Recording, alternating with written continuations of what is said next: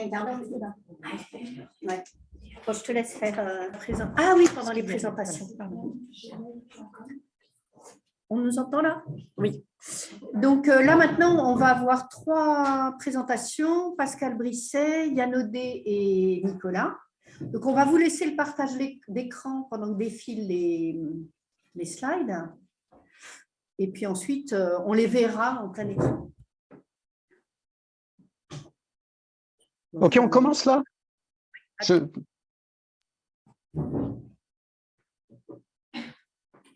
Est-ce qu'on commence? Oui, oui. Il nous entend. D'accord. Tu nous entends? Oui, je vous entends, mais c'était pour savoir. Donc, pour faire défiler les slides, moi et puis Nicolas et puis Yann, on vous fera signe pour basculer les slides, hein, puisqu'on n'a pas la main.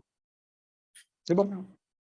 Donc, tu peux commencer. Je ne sais pas qui appuie sur la molette. Donc, et puis la deuxième aussi. Voilà. Donc, déjà, une petite introduction. C'est pourquoi est-ce qu'on a décidé de faire un tour de table autour de ce qui fonctionne. On aurait pu partir sur ce qui ne fonctionnait pas. Et là, bon, ce que vous avez sous les yeux, c'est une petite image, des images récoltées sur Facebook. Quand vous tapez crise de la psychiatrie, ce qu'on connaît tous, on aurait pu partir là-dessus. Ça aurait été excessivement désespérant. Je vous fais remarquer au passage que quand on parle de la crise de la psychiatrie, il y a beaucoup d'images qui sortent sur les soignants qui, à juste titre, qui se bagarrent pour alerter sur la situation. Par contre, pour ce qui est des personnes qui sont accompagnées, il n'y a pas d'images qui sortent naturellement comme ça, spontanément, à part des images satiriques. Donc, on a décidé de partir sur quelque chose de beaucoup plus positif. C'est ce qui si vous pouviez passer le slide souvent, sur ce qui fonctionne bien, mieux pour vivre la schizophrénie, pour 3 points, parce que ça permet de garder l'espoir et de retrouver l'espoir. Enfin, c'est parce qu'on en a vraiment besoin quand on est confronté à cette souffrance et puis aussi le dysfonctionnement du système, hein. Donc, c'est le premier point. Deuxième point, c'est que c'est important d'avoir une vision claire sur ce qu'il est possible de faire en matière d'accompagnement thérapeutique pour que ça aille mieux. Sachant que, on verra après, c'est vraiment des domaines cumulés qui permettent, au bout du bout, que ça se passe au mieux, voire bien. Et puis aussi, le dernier point, parce que c'est quelque chose que nous devons exiger, parce qu'on sait ce qu'il faut faire, donc il faut que ça soit fait, et on a un devoir d'exigence pour ce domaine-là. Voilà. Pour ma part, je vais vous parler des visions partagées du handicap dans nos sociétés, où on en est, et puis après, de ce qui fait consensus scientifique en matière de traitement, sachant qu'après, Yann et Nicolas développeront plus particulièrement ces points. Alors, où on en est déjà au niveau de l'évolution des mentalités de nos sociétés? Alors, historiquement, c'est parti de l'exclusion, où les personnes, de manière générale, quel que soit le handicap, étaient exclues de la société, hein. C'était les asiles de fous, tout. Voir une personne en situation de handicap, c'était un élément hérétique de nos sociétés. Donc ça, c'est une vision très, très ancienne. Aujourd'hui, ce qui est communément partagé, accepté, c'est l'inclusion. Donc l'inclusion, c'est, en termes un peu simples, hein, c'est à la société de proposer des moyens pour que la personne en situation de handicap s'intègre à la société. Donc ça, c'est résumé par les petites photos que vous voyez, hein. La photo tout en bas, c'est Sainte-Anne. Maintenant, ça s'appelle le GHU Sainte-Anne. Je crois que ça a changé de nom dernièrement. Vous voyez, c'est quasiment un château fort avec un mur autour, etc. Vous avez après, dans les années 60, les hôpitaux psychiatriques ont fait tomber les grilles, mais au sens premier du terme, c'est que les grilles tombent. Et puis, la dernière image, c'est une image qui essaie de résumer ce qu'est l'inclusion. Vous avez un escalier dans une rue qui est un escalier qui est praticable aussi bien en fauteuil roulant que par moyen habituel d'escalier. Toujours pareil, quand on fait des recherches sur les images, on trouve assez facilement des images de l'accompagnement, en fait, comment est pratiqué l'accompagnement du handicap psychique au fil des ans sur les premières parties, hein. On trouve des photos de Sainte-Anne ou des représentations de Sainte-Anne en 1877, la grille. Par contre, des représentations accessibles facilement tout de suite de ce qu'est l'inclusion du handicap psychique, il n'y a pas de représentations qui viennent spontanément. Si on peut passer à la diapo suivante. Alors, quand on fait des sondages, des enquêtes, etc., ce qui vient en premier en matière de handicap dans la société, c'est la représentation répandue du handicap. C'est que le handicap, c'est une maladie propre à la personne. Enfin, c'est une maladie. C'est souvent une maladie, mais le handicap, c'est propre à la personne et que c'est une souffrance. C'est ça, je vous ai mis une enquête là qui est une enquête sérieuse. Vous avez tous les liens, vous pourrez aller voir. C'est ces 2 points qui ressortent de manière générale, c'est toujours ça. Alors que, le slide suivant, voilà. Donc on va parler, maintenant on va partir un peu sur comment c'est défini un handicap. Donc un handicap, désormais, enfin, je vais vous donner l'exemple de l'OMS qui est quand même, quelque chose d'un peu sérieux quand même, on va dire.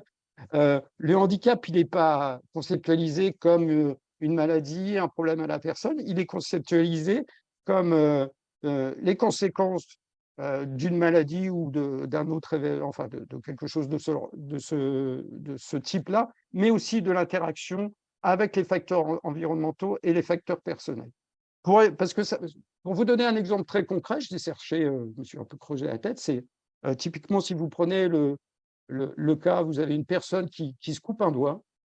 S'il est footballeur professionnel, ça ne va pas être un handicap très, très important. Par contre, s'il est violoniste professionnel, ça va être un changement de vie complet.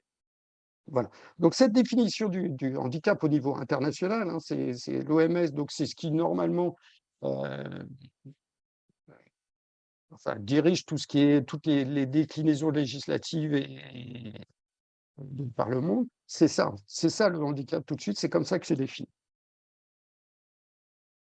Pour ce qui est, si on descend un petit peu moins loin, qu'on ne parle pas de l'OMS, le slide suivant, s'il vous plaît. Voilà, si on parle de notre législation à nous, c'est que les lois des dernières années, mais enfin, c'est depuis 20 ans, c'est que toutes les lois sont des lois qui définissent justement ces termes d'inclusion. C'est de l'autonomie, c'est de la cohésion sociale, c'est de l'exercice à la citoyenneté. Par exemple, une personne en situation de handicap psychique ou autre a le droit de vote, ce qui n'a pas toujours été le cas. Et c'est aussi une prévention des exclusions. Donc, enfin, une des premières lois significatives, c'est la loi de 2002, et puis il y en a eu aussi en 2005. C'est que, par exemple, normalement, tous les enfants en situation de handicap devraient avoir accès à l'école, ce qui n'est pas le cas encore aujourd'hui. Et puis pour le slide suivant, voilà. Donc, qu'est-ce qu'il en est pour le handicap psychique? Parce que pour avoir une interrogation, est-ce que les personnes atteintes de troubles schizophréniques, c'est un handicap psychique reconnu? Oui, c'est un handicap reconnu. Oui, c'est un handicap reconnu, que ça soit au niveau international ou que ça soit dans la législation française. Le handicap psychique fait partie des domaines identifiés comme handicap. Bon, la preuve très concrète en est simplement, c'est que la plupart de nos proches ont le droit à l'allocation adulte handicapé. Donc, ça se traduit aussi comme ça. Donc, quand on fait le bilan de tout ça, c'est qu'un handicap, c'est pas une souffrance. Enfin, dans la définition, dans les définitions, les représentations législatives, etc. Ce n'est pas une souffrance ou c'est pas propre à la personne, c'est bien une situation d'interaction entre ce que vit la personne, comment elle vit ses conditions de vie, et puis ses difficultés. Donc c'est important d'avoir cette notion-là en tête. Par contre, Ça, c'est ce qui est dit dans les textes de loi. C'est rentre très lentement dans les mœurs, puisque, par exemple, là, je vous parlais d'une loi de 2002, ça fait plus de 20 ans que cette loi existe, elle n'est pas encore rentrée complètement, et le complètement, et c'est un euphémisme, elle n'est pas encore rentrée dans la réalité. Aussi, j'insiste, hein, tous les enfants en situation de handicap devraient pouvoir avoir accès à l'école, ce n'est pas le cas. Et puis, dernier point, il y a un accord pour cette représentation sociale du handicap. Par contre, les régressions sont toujours possibles. Je vais vous donner un exemple, hein. Il n'y a pas si longtemps, au début de l'épidémie de sida, il y a un homme politique qui a parlé de sidatorium. Ce qui relève ça, c'est vraiment de l'exclusion des personnes en situation de maladie ou de handicap. Donc, les régressions sont toujours possibles dans nos sociétés, ce qui prouve bien qu'on doit continuer à rester vigilant et qu'on doit aussi peser pour que cette notion d'inclusion des personnes de handicap devienne des réalités de terrain. Voilà, ça c'était sur le handicap. Sur maintenant ce qui fait consensus en matière d'accompagnement thérapeutique de la schizophrénie. Donc, pareil, je vous ai mis une référence, c'est un document que vous trouvez, je vous ai mis le lien, c'est sur le site de l'Organisation mondiale de la santé. Donc, plusieurs points. Une petite précision, moi j'ai souvenir que dans Profamille, on nous avait dit que la schizophrénie, ça touchait 1% de la population. L'OMS dit plutôt une personne sur 300. Bon, voilà, mais enfin, c'est quand même très présent dans nos sociétés. L'OMS dit aussi c'est de la stigmatisation, de la discrimination, etc.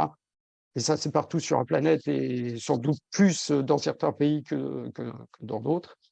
Et, point important, il y a plusieurs possibilités de prise en charge efficaces qui permettent de vivre mieux, voire d'aller jusqu'à un rétablissement, et y compris l'OMS, mais ça, je pense que Nicolas développera des choses beaucoup plus intéressantes là-dessus, sur un rétablissement complet. Voilà. Et puis, ce qu'affiche l'OMS en matière d'accompagnement thérapeutique, c'est 3 choses. C'est les médicaments, donc ça, c'est incontournable. C'est la psychoéducation, et puis c'est l'intervention auprès de l'entourage. Donc, voilà comment est présenté par l'OMS le consensus scientifique. Pour ce qui est du slide suivant, s'il veut bien venir. Voilà. Pour ce qui est de l'INSERM, donc un organisme un peu plus national, mais qui a une réputation tout à fait internationale, hein. Pareil, ils ont un document qui est accessible en ligne sur la schizophrénie, qui définit un peu ce qu'est la schizophrénie et puis comment l'accompagner au mieux.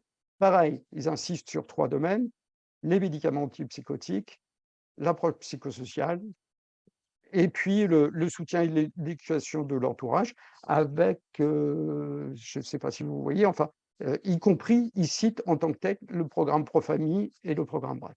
Voilà, donc il y a vraiment un consensus scientifique autour de cette idée, c'est que pour bien accompagner la schizophrénie dans le rétablissement, c'est ce que j'appelle, moi, c'est peut-être un peu réducteur, c'est une tréthérapie, c'est les médicaments, c'est le travail autour de l'approche psychosociale, enfin ça on verra après, de la personne atteinte de troubles, et puis l'éducation de l'entourage au sens large.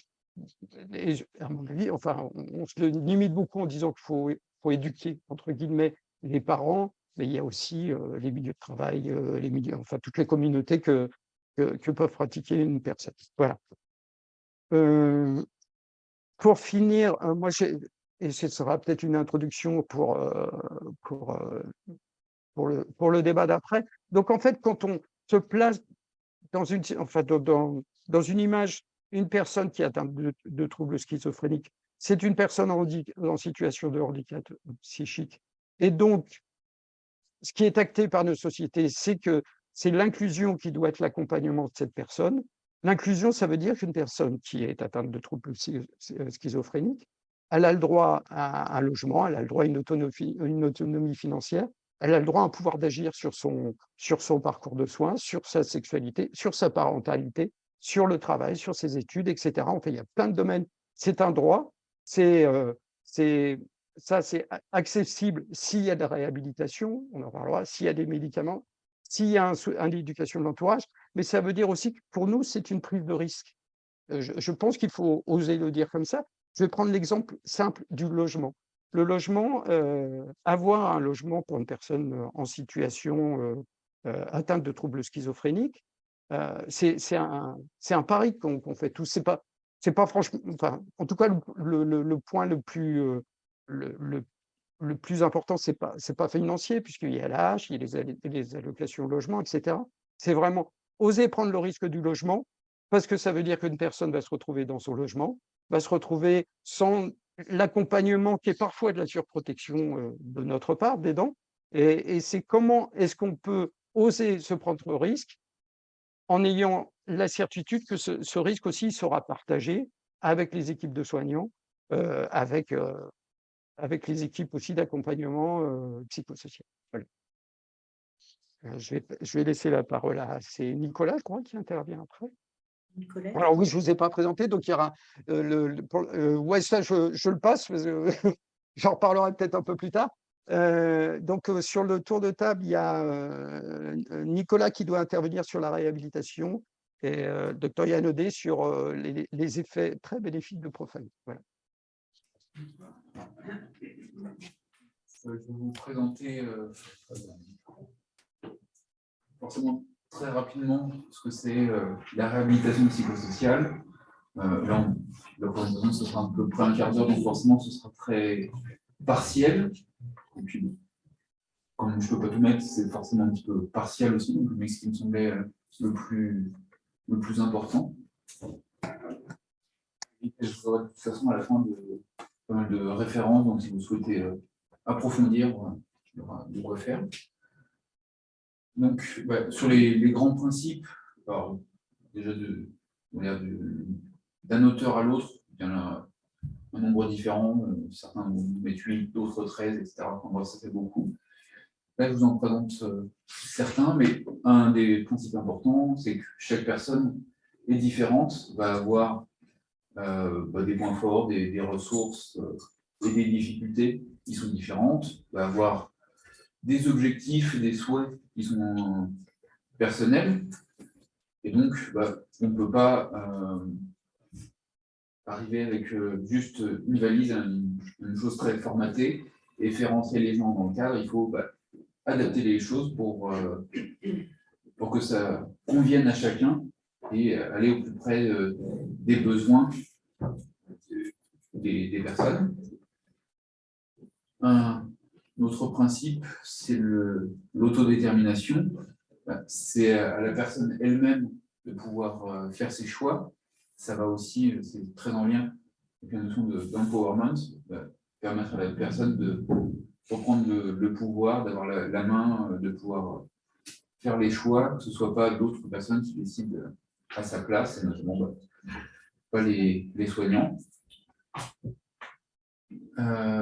C'est important aussi que les choses qui soient proposées dans les soins, notamment, soient des choses qui soient efficaces. Alors, on ne peut pas forcément avoir une efficacité parfaite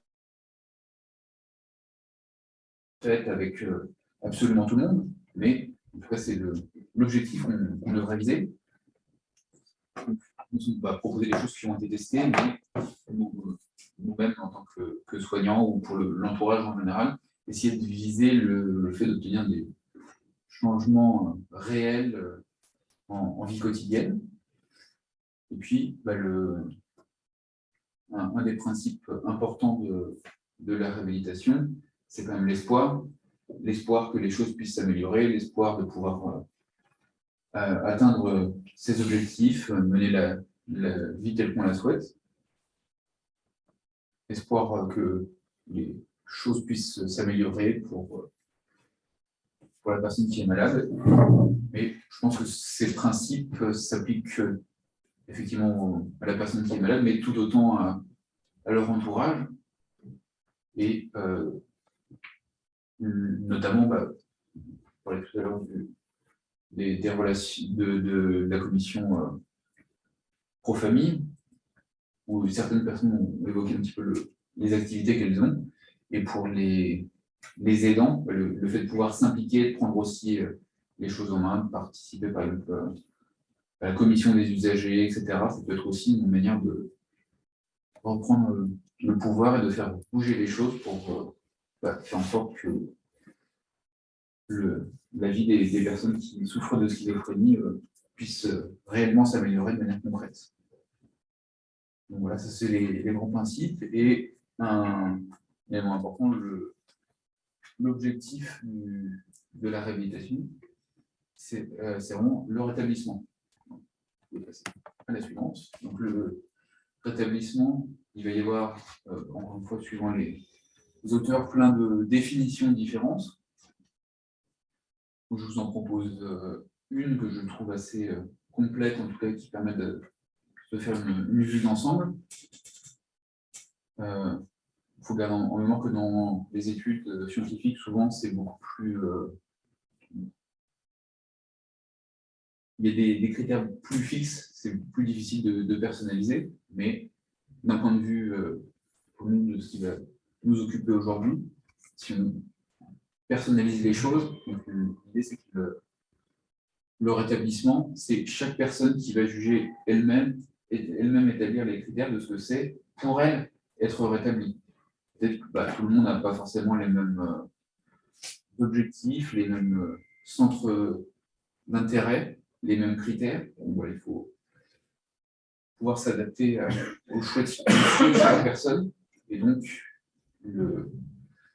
les deux auteurs Whitley et Drake ont proposé différents critères pour définir ce qu'est le rétablissement. Donc, le premier auquel on peut penser plus naturellement, ça peut être le rétablissement clinique, donc la disparition ou au moins la réduction des symptômes, éviter tout ce qui est hospitalisation, rechute, etc. Effectivement, ça peut être quelque chose d'important, mais ça peut être possible aussi pour certaines personnes d'être rétablies, de mener une vie riche, qui ait du sens, de travailler par exemple, tout en ayant quand même toujours des symptômes qui sont présents. Deuxième dimension, ça va être le rétablissement, ce qu'ils appellent existentiel. Donc là, ça peut être comme de choses différentes, mais ça peut inclure notamment tout ce qui est aspect religieux, par exemple, spirituel. Mais ça peut être aussi pour la personne, le fait de se sentir efficace, de se sentir en capacité de faire les choses. Et on inclut aussi dedans la question de l'espoir.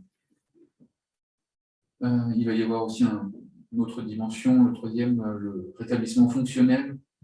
Donc là, ça peut être le fait d'avoir un emploi, un logement, ce genre de choses. Le rétablissement physique. Donc là, ça peut être tout ce qui est santé physique, la question des addictions, de l'abus de substances.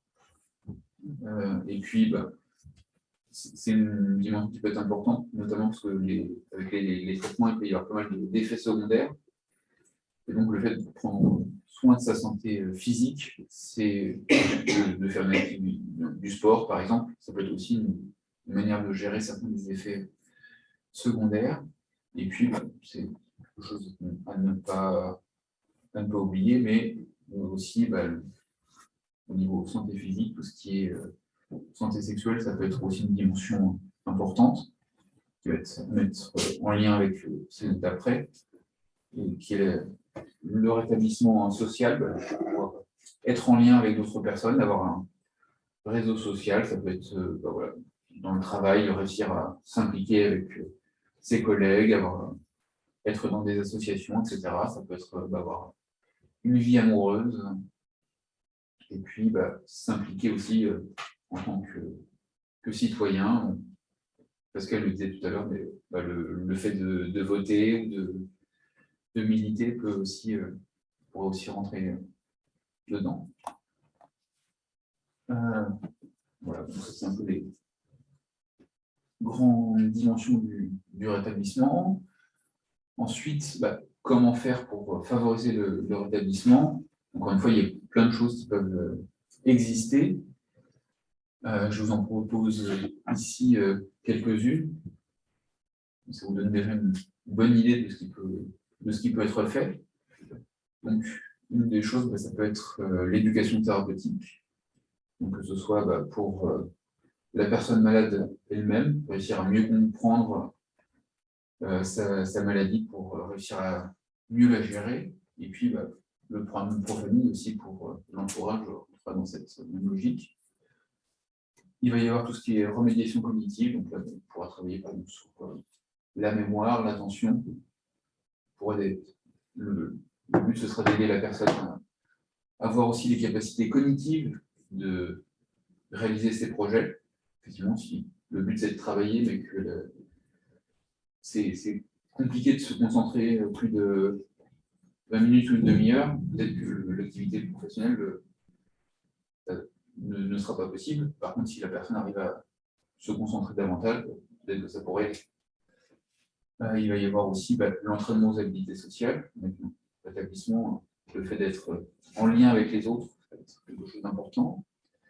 Il va y avoir tout ce qui est thérapie cognitive et comportementale, de psychothérapie, comme des choses qui ont démontré leur effet. C'est important de pouvoir proposer ça, proposer des choses qui ont un effet démontré. Il peut y avoir aussi le case management, avoir une personne qui va, un interlocuteur privilégié qui va aider un petit peu à coordonner tous les différents interlocuteurs, les différents intervenants dans une prise en charge, par exemple, et qui peut aussi s'impliquer dans le retour à l'emploi, faire vraiment un suivi personnalisé. C'est pas le psychiatre, le case management. Alors, sur le principe, ça pourrait, dans les faits, je pense que c'est très très rare. Oui, ça peut être des personnes dédiées, mais je pense que souvent, ce sera plutôt des infirmiers qui seraient dans ce rôle-là. Sauf qu'il n'existe pas, cette fonction n'existe pas en réalité. Elle existe à certains endroits. J'allais dire, elle existe à la marge, ça se développe, mais effectivement, ce n'est pas quelque chose de très répandu. Ouais, voilà. Donc, effectivement, tout le monde n'y a pas accès. Ah oui, la plupart des gens n'y ont pas. Enfin, moi, je suis plutôt sur Marseille. Personne qui a un case manager qui peut aller voir, parce que c'est ça. Il y a un suivi de la personne médicale, sociale. Oui, et après, si on veut creuser par là, il y a le côté case management, mais vraiment intensif, et dans ce modèle-là, le case manager pourrait suivre pas juste une dizaine de patients, mais vraiment de manière très intensive, et même éventuellement se déplacer au domicile en cas de besoin, etc. Mais effectivement, c'est pas quelque chose qui est. C'est le principe du SAMSA. Oui, c'est ça. Mais c'est le principe, c'est même. Moi, je trouve que cette fonction essentielle, elle n'existe pas. Quand vous cherchez dans plein d'endroits, ça n'existe pas. On n'y a pas accès. D'où l'intérêt de pouvoir militer, c'est de faire bouger les choses pour que ces éléments effectivement qui peuvent être utiliser une prise en charge un peu idéale aujourd'hui puissent se développer, que davantage de personnes y acceptent. La psychiatrie en France est sectorisée d'un secteur à l'autre, il peut y avoir beaucoup de disparités. Et on voit l'évolution en 50 ans par rapport à tout ce qui est organisation cognitive, éducation thérapeutique, etc. Ça monte en puissance, même si c'est pas partout. Donc on peut imaginer dans 5 ans, les case managers, dans un monde idéal. Et puis peut-être un dernier point, ce serait aussi tout ce qui est plan de crise conjoint. Et on parlait d'éducation thérapeutique pour le malade. Si vous êtes ici, vous connaissez Profamille. Donc, ça me paraît assez intéressant comme outil vraiment de définir avec la personne, se mettre d'accord sur comment gérer la crise, comment y faire face. Et peut-être aussi, grâce à ça, limiter la rechute ou limiter la gravité des rechutes, la durée ou l'impact que ça peut avoir. Ça veut dire quoi, plan de crise? Je comprends pas le plan. C'est les directives anticipées. L'idée, c'est que plusieurs personnes se mettraient d'accord ensemble sur comment réagir à la crise. Et ça pourrait être, par exemple, évidemment, la personne malade, sa famille, son entourage et les soignants, par exemple. C'est ça. Enfin, c'est dans cette ligne-là, effectivement. Et il y a des études qui montrent que ça fait baisser de 25% le temps d'isolement et en contention. Ça fait diminuer aussi les hospitalisations sous contrainte. Voilà. Donc, ça, c'était plutôt les choses qu'on peut proposer vraiment pour la personne ou pour ses troubles. Si on élargit un petit peu le champ, il y aurait tout ce qui est aide pour les familles. Donc, au hasard, le programme pour famille. Je ne peux pas développer plus que ça. Et puis après, ce serait un domaine un peu connexe, mais effectivement, travailler sur la déstigmatisation, puisque pour que la personne puisse s'insérer dans la société, encore faut-il que la société soit suffisamment accueillante pour ça. Et donc, voilà, ça peut aider. Il y a déjà pas mal de choses qui sont faites par rapport à ça, les journées de la schizophrénie, par exemple, ou des fois de bibliothèques vivantes, etc.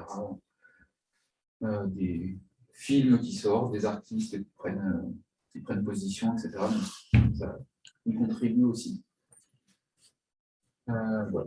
Ça, c'était juste une petite image pour vous expliquer rapidement le parcours de réhabilitation. J'ai vu des gens prendre des photos tout à l'heure. Est-ce qu'on pourra transmettre ta présentation? Alors, ce dessin-là, je l'ai pris quelque part, donc je ne suis pas sûr d'avoir les droits, mais en tout cas, au pire, vous pouvez télécharger tout le document. D'accord. Donc, ceux qui le souhaitent, peut-être qu'on le fera. On le mettra sur le site. On le mettra sur le site. Oui, il me semble qu'elle y On est. ne va pas la commercialiser, de toute façon. Ouais. Bref, l'idée, c'est qu'effectivement, il peut y avoir des difficultés pour la personne au départ à s'engager. Donc, tout ce qui est travail motivationnel, dans un premier temps, peut être intéressant, aider la personne malade à sauter le pas, à s'engager dans la réhab. Et puis après, au départ, il y a un moment d'évaluation pour les soignants, apprendre à mieux connaître la personne, voir ses difficultés, ses points forts, quels sont ses objectifs. En fonction de ça, on fait une synthèse, on donne les informations, on dit à la personne ce qu'on a compris de son fonctionnement. On peut proposer, discuter de différentes choses qui pourraient lui être utiles. Donc la liste ici n'est pas exhaustive, mais donc il y a tout ce qui est éducation thérapeutique, remédiation cognitive. Ça peut être travailler sur les habilités sociales, thérapie cognitive et comportementale, etc. Donc pour la personne elle-même. Il peut y avoir aussi tout ce qui est pro-famille pour l'entourage, pour les aidants. Et puis, pour favoriser l'insertion ou la réinsertion, essayer d'aider la personne à trouver une activité professionnelle qui puisse lui convenir. Et puis, trouver aussi un logement qui puisse avoir moyen de vivre.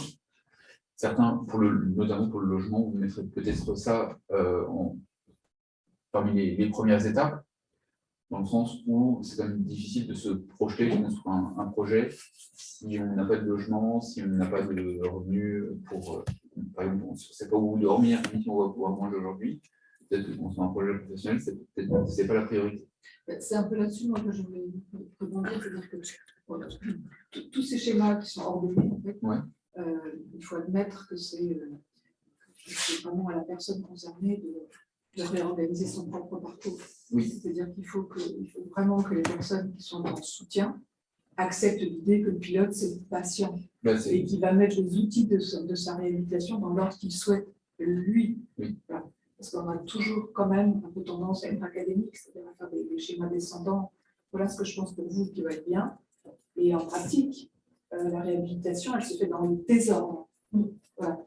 Et elle le fait dans le désordre qui est un désordre pour nous, mais qui est un ordre pour le patient. Voilà, donc je vais juste faire cette Oui, petite non, je suis tout intervention. à fait d'accord. Ça va être les principes de personnalisation et C'est-à-dire qu'il faut un peu sortir, me semble-t-il, des schémas descendants comme ça. Il faut vraiment se dire qu'il y a tout un panel d'opportunités dont va se saisir le patient dans le désordre.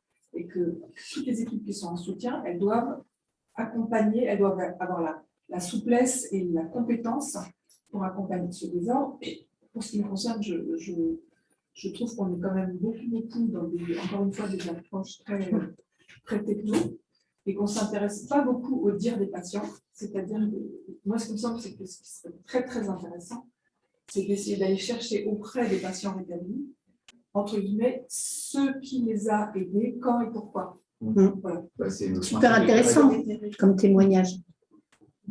Ça peut faire partie d'un travail promesse.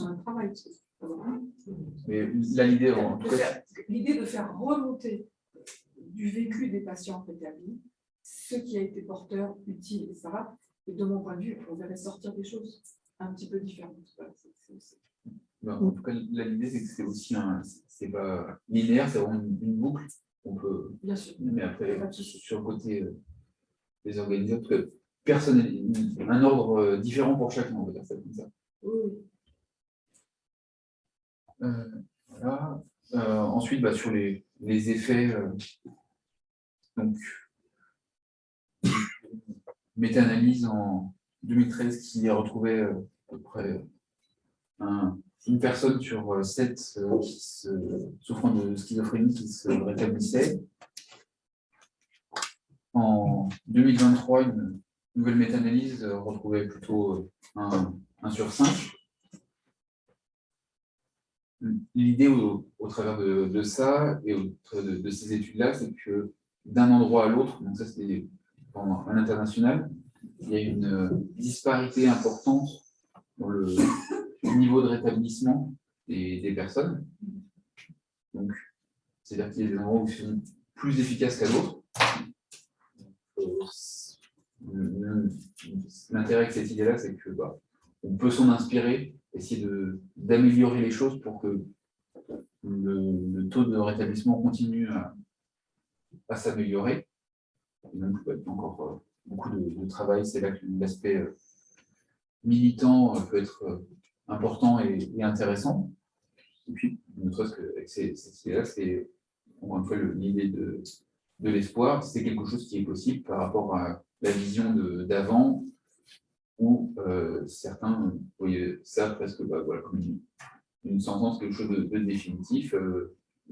Le fait de souffrir de schizophrénie, la personne ne pourra jamais travailler, ne pourra rien faire si ce n'est rester à l'hôpital. On est quand même bien loin, heureusement, maintenant, mais il y a encore beaucoup de choses à améliorer. Et c'est là aussi que les aidants, les familles peuvent s'impliquer et aider à faire bouger les choses. Les 2 derniers slides. Les 2 dernières, c'est juste des références, si vous voulez creuser un petit peu plus loin. Si vous voulez retrouver le graphique, vous l'avez sur le site de la NAP qui est au milieu. Et voilà. Donc, Merci beaucoup. On n'a pas le temps directement. Bien sûr que Non, si. je vais juste vous rappeler que le rétablissement n'était pas dans le programme pour famille. Alors évidemment, Yann a fait un peu. Mais dans la définition, je voulais juste dire que le rétablissement dans les débuts des programmes pour famille, qu'on a suivi nous, ça n'existait pas le rétablissement. Maintenant, On Pose entend qu'on en visio.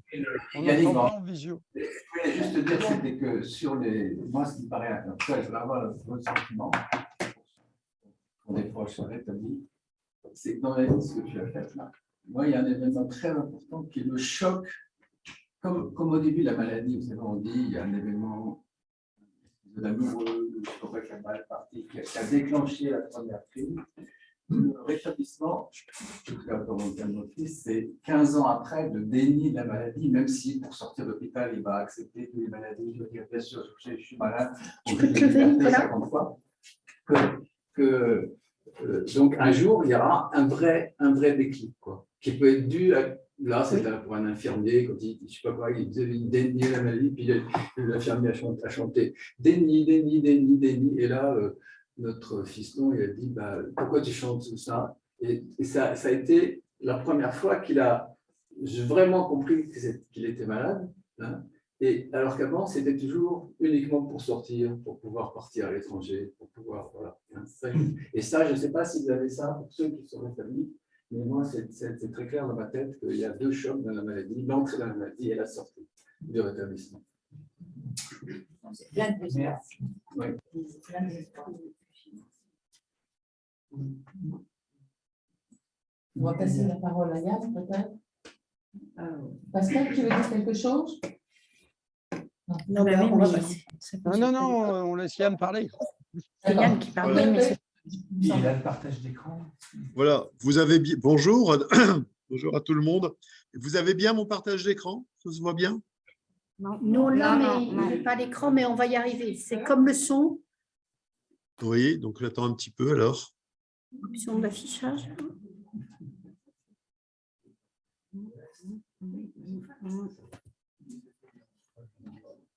Ok. C'est bon.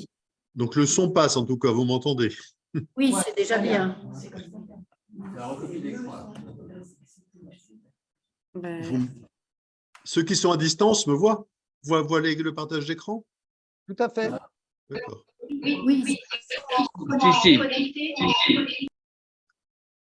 Vous me dites quand je peux, vous me dites quand je peux y aller? Là, j'ai aucune idée. Voilà, ça va aller maintenant en plein écran. Oui, mais bon. Là, c'est Windows 11. C'est bon. En zoom, en bas, en haut à droite. Là. Non, regarde. Ah, voilà. Super. C'est bon? Oui, je pense.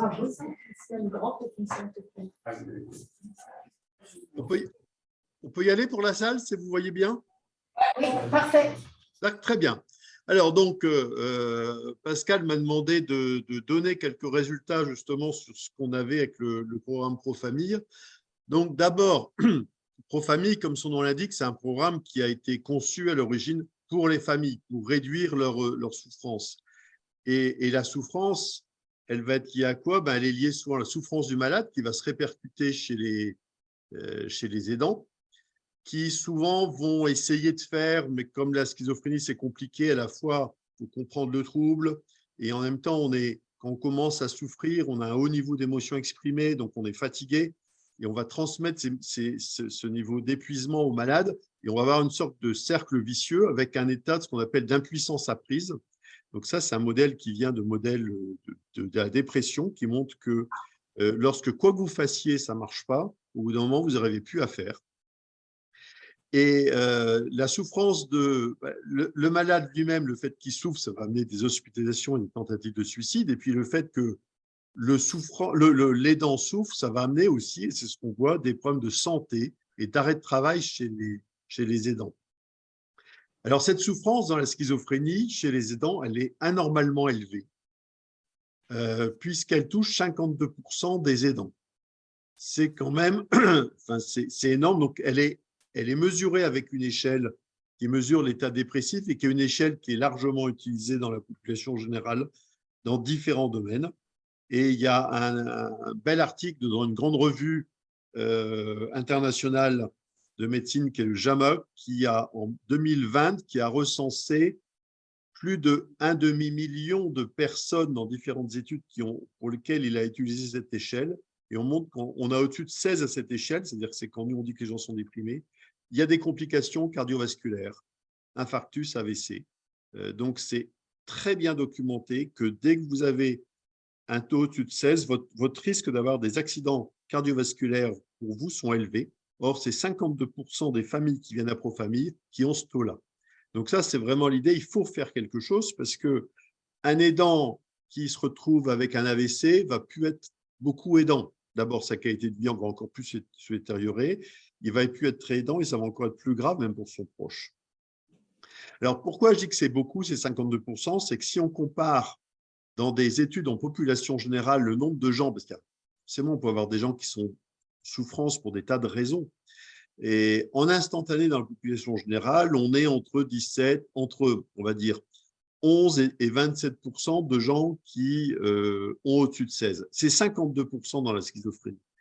Donc, dans la population générale, on est en général autour de 4 fois moins de personnes qui ont ces problèmes. 4 fois moins que dans la schizophrénie.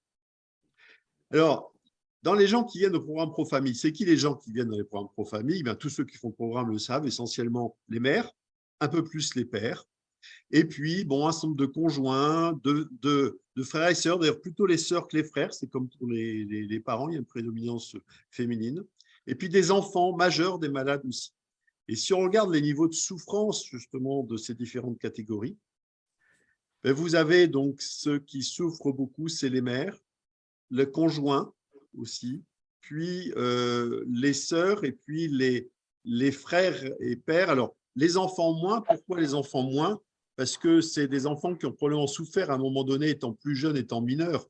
Mais là, c'est des enfants majeurs. Donc, ils viennent pour mieux se débrouiller avec la maladie de leurs parents, mais ça fait longtemps que la souffrance a été passée. Et il y a aussi les beaux-parents, parce que dans les couples, il y a beaucoup de familles recomposées. Donc, des fois, il y a un des parents qui vient avec le beau-parent du malade. Alors, le problème pour intervenir, c'est qu'est-ce qui va marcher? Parce que vous avez des tas de gens qui peuvent proposer des tas d'approches, et c'est une question scientifique en disant, mais qu'est-ce qui peut aider les familles à réduire la souffrance? Donc, c'est une question que je pose souvent quand je fais des formations. On me dit, mais vous pensez que votre intervention, elle est bien, elle réduit, comment on le prouve? Parce que là, on avait un célèbre druide dans la région marseillaise qui, à l'époque, a fait perdre plein de temps dans le cas du Covid parce qu'il prétendait qu'il avait une potion qui guérissait les gens contre toutes les données scientifiques internationales, et ça a fait beaucoup de dégâts. Mais lui, il avait dit, mais moi, j'ai plein de gens dans mon institut qui prouvent que c'est efficace, qui prouvent que ça marche, sauf que les données scientifiques n'ont pas montré ça. Et c'est pareil par rapport à l'intervention auprès des familles ou à la psychoéducation. Qu'est-ce qui prouve qu'un programme va donner des résultats et marche? Si vous demandez le témoignage des gens, quoi que vous proposiez, souvent, les gens vont être… Alors, sauf si vraiment vous êtes maltraitant, mais les gens vont dire c'est super. Mais super au point de… On a quel résultat derrière? On va regarder sur la souffrance. On l'a mesuré. Là, j'avais sur 7 groupes consécutifs que j'avais évalués en Alsace. On a pris 7 groupes en suivant. Et on mesure sur cette échelle de souffrance, cette échelle de CESD, dans les gens qui étaient initialement déprimés, donc au-dessus de 16, entre le début, la fin et 1 an plus tard, on a une baisse du nombre du taux de dépression. Et si j'analyse en termes de répondeurs, c'est-à-dire des gens qui avaient au-dessus de 16 au départ et qui ont au-dessus de 16 à la fin, on avait, au bout de 14 séances, on avait 65% de répondeurs. Et 1 an plus tard, on est à 76% de répondeurs. Donc, on a encore amélioré, c'est-à-dire des gens qui ne sont plus dans le score rouge, c'est-à-dire qu'ils ils ont réduit leur risque cardiovasculaire aussi. Donc là, on voit un effet. Alors, on pourrait dire, oui, ça, c'est un groupe, 7 groupes consécutifs, mais globalement, sur l'ensemble du réseau, avec la version V3.2 du réseau, on voyait que c'est quand même 1621 participants pour lesquels on a des données complètes, c'est-à-dire que les équipes ont saisi les données. Là, je vous montre, entre 1 à 3 mois avant de commencer, les gens sont à 56% de dépression, 53% au moment de commencer la première séance. Alors, il y a une petite baisse spontanée, et ça veut dire qu'il faut toujours se méfier, on n'a rien fait entre-temps. Les gens juste savaient qu'ils allaient commencer. Donc, ça veut dire que quand on évalue les résultats, est-ce que la baisse est significative ou pas? Est-ce qu'elle a un sens ou pas? Donc là, on a une petite baisse alors qu'on n'a rien fait. Par contre, quand on arrive à 14 séances, on est en 31%. Donc, vous voyez que vous avez des baisses de la souffrance nette, c'est-à-dire des gens pour qui la santé va être protégée, et on montre globalement d'ailleurs qu'on a des améliorations de la santé. Alors qu'il n'y a pas que la souffrance des familles qui va être améliorée. On a mesuré depuis peu, dans une nouvelle version de programme, les interactions familiales, non seulement des participants avec le malade, mais des autres personnes de la famille avec le malade, ceux qui ne sont pas venus à Pro-Famille. Et ce qu'on voit, c'est que la famille, en gros, améliore, alors c'est très variable parce que c'est des chiffres, il y a des écarts importants, mais si on fait une moyenne, les participants à Profamille rajoutent en moyenne 1h15 de participation avec leurs proches dans la semaine. Et les autres membres de la famille qui n'ont pas fait Profamille augmentent, quand on cumule tout, 2h20 de participation en plus avec le malade, avant que le participant ait fait Profamille par rapport à après. Donc, le participant à Profamille a transmis, en fin de compte, une ambiance, un style familial qui a amélioré des choses, y compris avec le malade, avec les autres membres de la famille. Donc ça, c'est un effet qu'on peut noter. Et on voit d'ailleurs que plus le participant a amélioré son temps avec la famille, plus son temps avec le malade, plus les autres membres de la famille ont augmenté le temps avec le malade. Donc, c'est directement lié à ce que le participant a pu apprendre. Celui qui a pu apprendre beaucoup dans Profamille pour améliorer les choses a également pu transmettre plus. Alors, dans cette diapositive-là, on a regardé les temps d'interaction estimés par le participant, positifs, négatifs ou neutres. Donc, c'est en bas, à droite de l'image. Vous voyez les membres le participant à Profamille et les autres membres de la famille. Donc, première colonne, 46% qui ont 46% du temps estimé comme des interactions positives pour les participants à Profamille, 47% pour les autres membres de la famille qui auraient des interactions positives avec le malade. Neutre, on est à 36%. Et là, je ne le vois pas parce que j'ai vos images en dessus. Donc, on est vers 15% d'interactions négatives.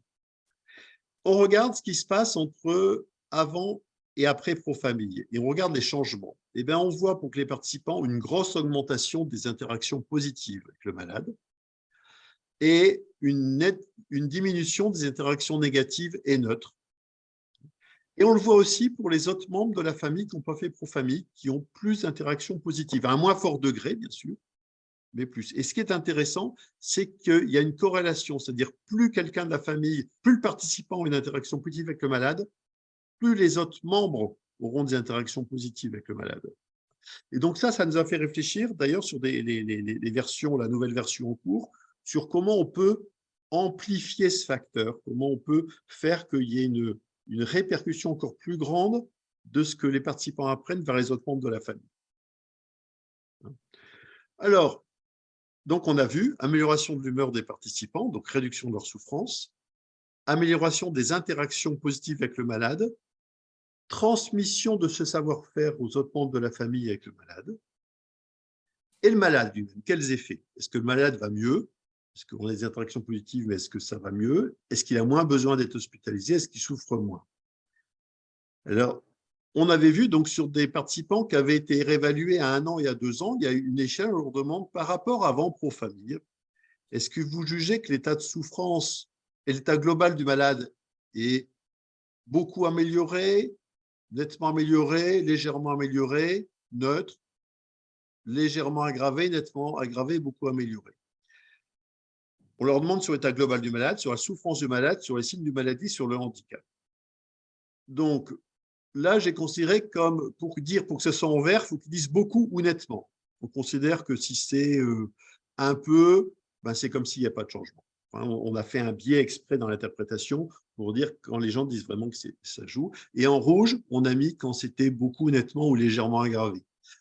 Et donc, on voit qu'à 1 an et à 2 ans, les participants décrivent une nette amélioration de l'état global du malade, une réduction de sa souffrance, une réduction des signes de maladie et une réduction du handicap, mais on voit que c'est le handicap qui change le moins. Il est quand même amélioré, mais il change le moins. Donc ça, c'est des choses qu'on a commencé à travailler. Et on a vu que les équipes qui ont le plus de compétences pour améliorer, obtenir que la famille améliore le handicap, c'est également dans ces groupes-là où, indépendamment, donc l'amélioration même chez les malades qui ne travaillent pas, sont les familles sont les groupes plutôt, les animateurs qui ont obtenu le plus de retour à l'emploi. Et on a vu que les équipes qui ont le plus de compétences dans l'animation sont celles qui arrivent même à doubler le taux de retour en emploi. C'est énorme, à doubler le taux de retour en emploi, de passer vers 20 à 40% de retour en emploi. Là, pour vous montrer un peu des résultats sur les… Alors, d'abord sur les proches, c'est pareil, sur 7 groupes consécutifs que j'avais en Alsace, on avait, avant Profamille, lorsqu'on cumulait le nombre de jours d'arrêt de travail des participants, 459 jours, un an avant. Unique, donc, pour les familles qui travaillaient, on a restreint pour les familles qui étaient actives pendant toute la période. Et un an après, 107 jours. Donc, on est divisé par 4 le nombre de jours d'arrêt de travail. Et puis, pour le malade, on est passé en cumulé de 2342 jours d'hospitalisation un an avant à 863 jours un an après, hein, pour l'ensemble des groupes. C'est-à-dire qu'en gros, si on ramène en moyenne par personne, ça fait que en moyenne, il y a eu 26 jours de moins d'hospitalisation par personne, hein, pour le malade. Ce qui fait que par rapport au prix de Profamille, son coût, c'est à peu près 30 000 € une session. C'est essentiellement du temps d'animation. Enfin, c'est pour les animateurs, le temps de préparer, le temps de se former, d'animer, préparer la salle, d'imprimer les documents, de faire temps des suivis au téléphone, de recruter les gens, de saisir les données. C'est à peu près le coût. Profamille est de loin, enfin pour la santé publique, coûte beaucoup moins cher que tout ce que ça va rapporter en économisation de soins. Là, si on regarde ce que je vous ai montré, c'est pour l'Alsace, mais sur l'ensemble des équipes Profamille, je vous ai montré entre avant, après et la différence. Donc, c'est 1193 personnes pour lesquelles on avait des données à tous les temps. C'était des données à parier. Donc, vous voyez, 48 jours en moyenne avant, 28 jours après, une différence de 20. Si on regarde comment ça se répartit sur un groupe, parce qu'il y a des gens où, au moment où on réévalue, puis un an après, il n'y a pas eu d'hospitalisation. Donc, vous voyez, le schéma après, c'est des patients qui ont été hospitalisés avant et après. Donc, ce sont ceux qui étaient hospitalisés avant, mais plus, enfin pas avant, mais seulement après Profamille. Ceux qui étaient hospitalisés avant Profamille, voilà, mais plus après. Puis il y a des familles qui disent, nous, il n'a jamais été hospitalisé. Donc, vous voyez comment ça se répartit. Si on compare avec l'analyse en Alsace, bien sûr, dans les groupes, j'avais des données manquantes. Et on peut se dire, mais est-ce que ce n'est pas un biais, les données manquantes, parce que c'est peut-être des gens qui vont moins bien. Donc, en fin de compte, dans les données manquantes que j'avais, c'était essentiellement un problème de saisie de données d'une infirmière qui avait perdu l'ensemble des données. Donc, ce n'était pas un biais systématique. Et on s'est quand même dit, on va imaginer que tous ces gens-là ont un taux d'hospitalisation même supérieur. On avait majoré, on avait fait un système qu'on appelle dans le pire des cas. Et on voit que même en se mettant dans le pire des cas, en supposant que tous les gens manquants avaient des hospitalisations même plus importantes, on a quand même une baisse des taux d'hospitalisation. Donc, c'est quelque chose assez robuste. Hein, ce sont des choses qu'on a d'ailleurs publiées dans une revue de psychiatrie internationale. Et 20 jours, en gros, d'hospitalisation en moins, c'est énorme, parce que les gens disent, ça représente quoi? Si vous faites une équipe Profamille qui ferait 2 sessions par an, ça fait quand même plus de 400 jours de lit pas occupés. Ça veut dire qu'en gros, ça fait au moins un lit qui ne va pas être occupé dans l'année. On montre que ces résultats se poursuivent l'année suivante. Et il y a probablement toutes les raisons de penser que ça se poursuit sur plusieurs années. Ce qui fait qu'une équipe qui fait Profamille pendant 10 ans va aboutir à 10 lits qui vont plus être utilisés, qui n'auront plus besoin d'être utilisés parce que les gens ont moins besoin d'hospitalisation. Donc, en termes de santé publique, vous ramenez ça, si Profamille était correctement développé dans toute la France, vous auriez un gain énorme, ce qui permettrait de rallouer énormément de moyens de soignants au suivi ambulatoire, justement, hein, puisqu'il y aurait beaucoup moins de lits occupés du fait que les malades vont mieux et ont moins besoin de lits. Donc, voilà un peu les résultats. Alors aussi, et ça, c'est une force de Profamille, on a aussi regardé sur la baisse des tentatives de suicide. Entre un an avant, je vous montrais une étude pour laquelle on avait des données un an avant, un an après, 2 ans après. On est passé de 7% de tentatives de suicide dans les groupes à 3% un an après, et 2 ans après à un peu moins de 3%. Et dans les données plus récentes, parce que maintenant, on mesure même 2 ans avant et un an avant, on voit qu'entre 2 ans avant et un an avant, c'est à peu près stable. On est pareil, autour de 6%, et on a une baisse, pareil, 2 fois moins, un an après. Donc, on voit que le programme, on a un taux de tentatives de suicide à peu près constant dans les années précédentes, les 2 ans précédents, autour de 6-7%, et on baisse de 2 dans les 2 années suivantes. C'est énorme parce qu'on sait que les tentatives de suicide, c'est un élément qui annonce un risque de mortalité effective par suicide.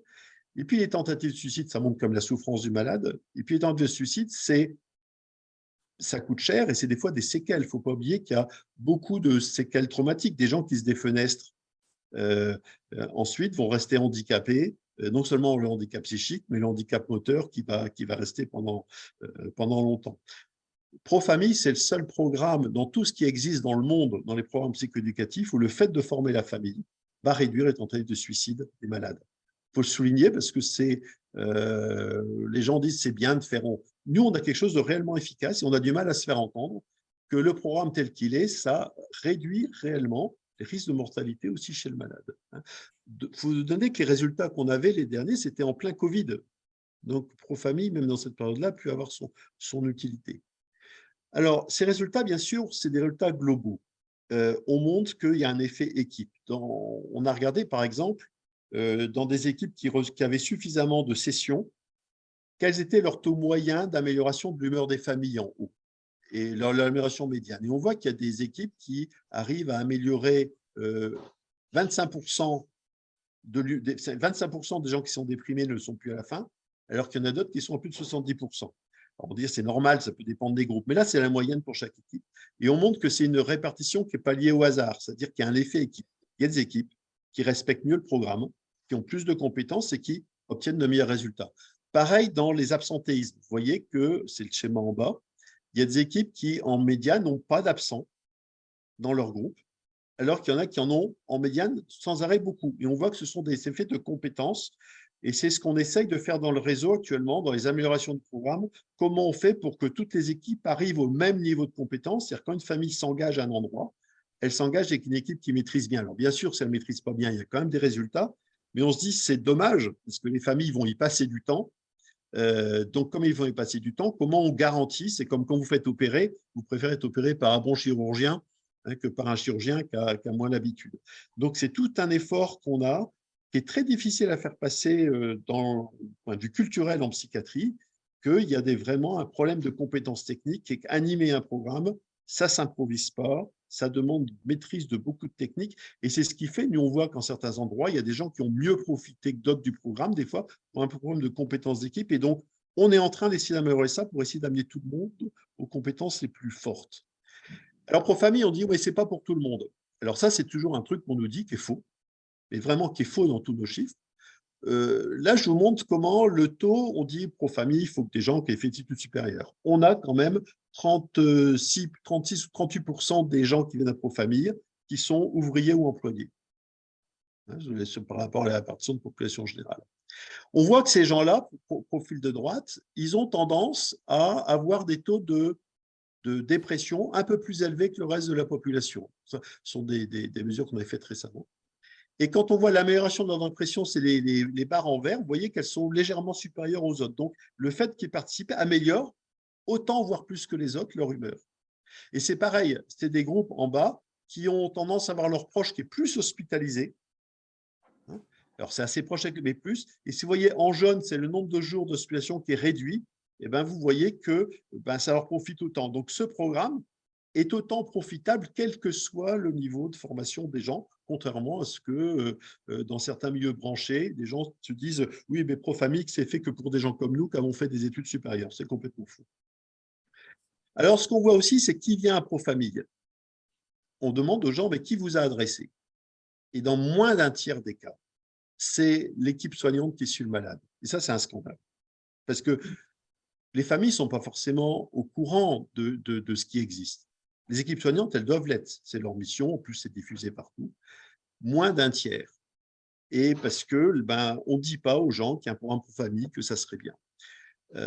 Donc on voit qui oriente. Les associations de famille, 21% des familles viennent par les associations, 9% c'est des amis. Parfois c'est des communications dans la presse. Parfois, c'est le malade qui indique à sa famille qu'il y a un programme, il a vu que ça serait bien qu'elle le fasse. Des dépliants, mais le problème est actuellement, Pro-Famille n'est pas proposé. Pourquoi il n'est pas proposé suffisamment? Simplement parce que les services de psychiatrie ne font pas leur boulot d'informer. Et c'est les mêmes services qui vont vous dire « oui, c'est parce que c'est lourd ». Non, on montre que la plupart des familles viennent lorsqu'on propose et qu'on est convaincant. Et c'est à cause du manque d'informations données par le service de psychiatrie qu'on n'a pas assez de gens qui font pro-famille. Et d'ailleurs, de temps en temps, on entend dire encore une idée fausse, mais pro-famille, il faut attendre. On a montré que 80% des gens font des groupes avec moins d'1 an d'attente. Et actuellement, sur l'ensemble du réseau, là, pas tous les années, c'est la taille des groupes. Les groupes, ils doivent contenir idéalement 12 personnes. C'est-à-dire qu'il y a beaucoup de groupes qui partent pro-famille avec un taux insuffisant de gens. C'est-à-dire que les groupes ne sont pas au plein. Et ça, c'est les données sur l'ensemble du réseau. Donc, il y a largement de la place et pas trop d'attente dans plein d'endroits. Et il y a beaucoup de gens qui ne profitent pas de ce programme parce qu'ils n'ont pas l'information ou parce qu'il y a des discours qui les dissuadent de participer. Et ça, c'est vraiment dommage. Voilà un peu donc montrer l'efficacité de ce programme et le fait qu'il faut encore qu'il soit ouvert à beaucoup d'autres personnes. Actuellement, 400 à 500 personnes font pro-famille tous les ans en France. Ce taux devrait pouvoir, si on sait que toutes les familles ne vont pas faire, 60% seulement des familles vont se montrer intéressées pour le faire ou motivées pour le faire. Mais en tenant compte de ce taux de 60%, on devrait être à plus de 5000 familles qui fassent pro-famille tous les ans si l'information était donnée et si les équipes avaient les moyens. Voilà, je vous remercie un peu de votre attention et puis je vais vous donner quelques données un peu fortes sur les résultats du programme. Bon. On avait prévu un petit débat après, mais vu l'heure, je pense qu'on ne va pas s'éterniser. Donc, et puis, je pense que vous avez faim, tous et toutes. Donc c'est vraiment… Nous, ce qu'on a essayé de vous montrer, c'est qu'une personne qui a un handicap psychique, elle a le droit d'avoir une vie qui l'approche de ce qu'on vit ordinairement, hein, un logement, une vie sociale, une vie professionnelle, une petite copine, un petit copain, des enfants éventuellement, etc. Donc, quand on met bout à bout la réhabilitation, quand on met bout à bout pro-famille, quand on met bout à bout les médicaments, ça améliore largement la situation. Et on ne va pas vendre du rêve, ce n'est pas la solution. Oui. J'ai vu qu'il y a une question qui m'a été posée. Karine qui me dit, est-ce que vous avez mesuré l'évolution au cours du programme? Oui. Est-ce qu'il faut faire vraiment 14 séances? Oui, on a vu qu'au milieu du programme, on a déjà une amélioration, mais qui est beaucoup moins forte. Donc ça, on l'a fait. Et qu'on évalue donc à moitié de programme. Donc, c'est déjà 7 séances de 4 heures et les résultats sont largement en dessous. Donc, on a prouvé que c'est l'ensemble du contenu du programme qui est efficace et notamment par rapport à la prévention de suicide. C'est pour ça qu'on a, dans les nouvelles versions, on a encore amplifié ça. Plus on va améliorer l'humeur des familles, plus elles vont pouvoir être efficaces dans le fait d'aider leurs proches aussi. Et ça, c'est très lié à la durée du programme et notamment même à continuer le programme pendant le module 2. C'est ça qui va donner le plus d'efficacité.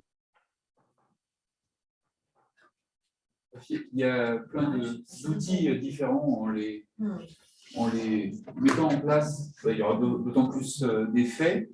Après, là, vu l'heure, je propose peut-être qu'on s'arrête là. On pourra toujours après continuer à en discuter si vous souhaitez. Je sais pas s'il y a quelqu'un qui veut donner un petit mot de la fin. L'efficacité du programme pro-famille est peu à démontrer. Voilà. Valentine. Ouais, Valentine ou Dominique, je ne sais pas si vous voulez. Dominique.